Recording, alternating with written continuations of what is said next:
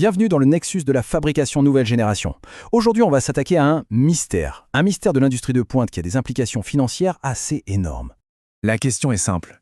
Pourquoi est-ce que les pièces d'avion coûtent aussi cher? Ça a l'air simple, oui, mais la réponse, elle, nous emmène tout droit dans un monde de précision absolue, de matériaux incroyables et de normes de sécurité, disons-le, inflexibles. Pour que ce soit bien concret, regardons ça. Un boulon qu'on trouve dans n'importe quel quincaillerie, ça coûte quoi? 50 centimes. Son jumeau, mais certifié pour l'aviation, eh bien lui, c'est plus de 8 dollars. On parle d'une différence de plus de 1600%. Ce n'est pas juste une exception, c'est vraiment la norme. Alors pour comprendre ce qui peut bien justifier un tel écart, il faut aller voir ce qui se passe en coulisses.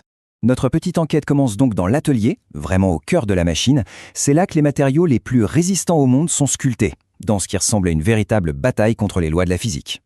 L'une des technologies au centre de tout ça, c'est l'usinage multi-axe, qu'on appelle aussi CNC.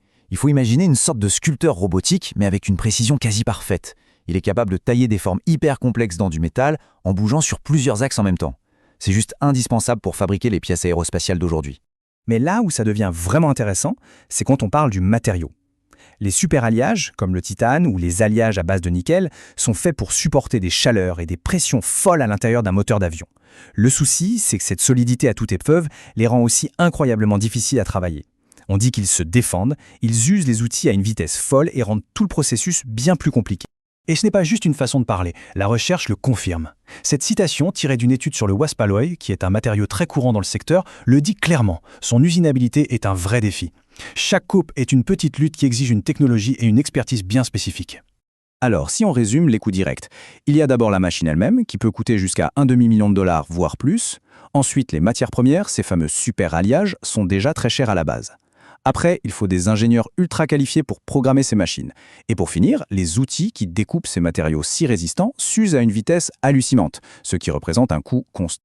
Mais l'usinage et les matériaux, ce n'est que la pointe de l'iceberg. Parce que quand on fabrique des pièces conçues pour survivre à l'extrême, l'échec n'est pas une option. Jamais. Et ça nous amène au coût caché, celui de la qualité absolue.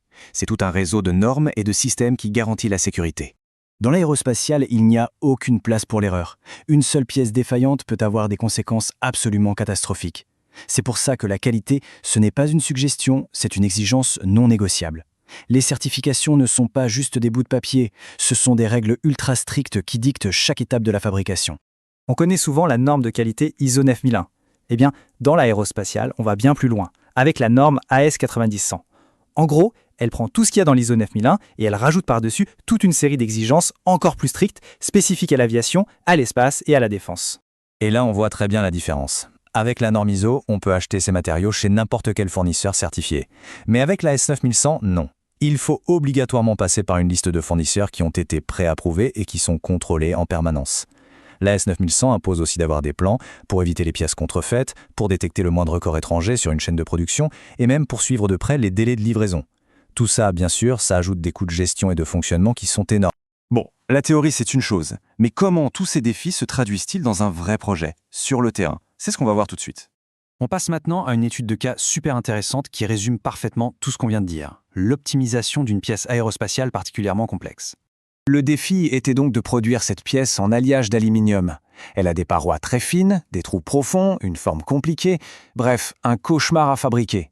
La première approche était loin d'être idéale. 35% de la matière première finissait à la poubelle, chaque pièce mettait 45 minutes à être usinée et les outils s'usaient beaucoup trop vite. Et pour couronner le tout, il fallait livrer 300 pièces en 2 semaines. Un vrai casse-tête. La solution, ça n'a pas été un coup de génie, mais plutôt une approche très méthodique.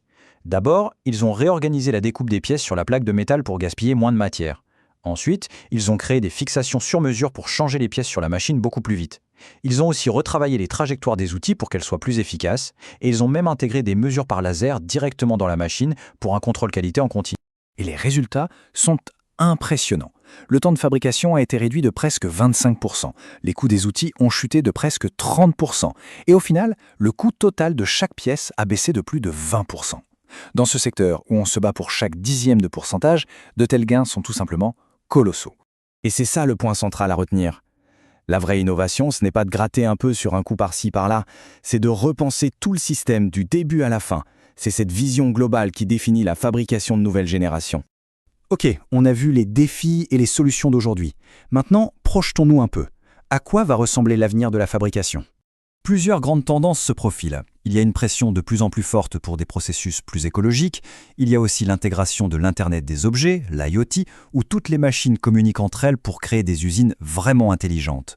L'intelligence artificielle arrive en force pour le contrôle qualité et l'analyse de données massives permet de prédire quand une machine va tomber en panne avant même que ça n'arrive.